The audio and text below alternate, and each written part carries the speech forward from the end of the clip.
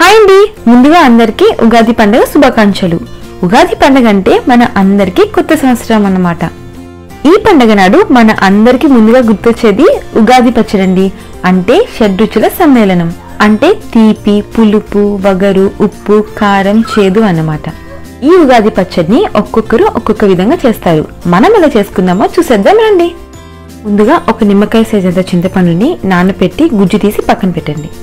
ఇప్పుడు వేప పూతని తీసుకుని అరచేతిలో పెట్టి నలపాలి. ఇలా చేసిన పూతని మెల్లగా చెరిగితే మనకు పూరేకులు అనేది సపరేట్ అవుతాయి.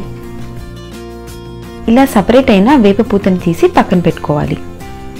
ఇప్పుడు ఒక గిన్నెలో ఒక అరటిపండు ముక్కల్ని వేసి బాగా మ్యాష్ చేసి, పులుపు కోసం చింతపండు గుజ్జు, తీపి కోసం బెల్లం, వగరు కోసం పచ్చి మామిడికాయ ముక్కలు, ఉప్పు, కారం కోసం ఒక పచ్చిమిర్చి తరుగు, చేదు కోసం వేప పూతని వేసి బెల్లం కరిగేంత వరకు బాగా కలుపుకోవాలి.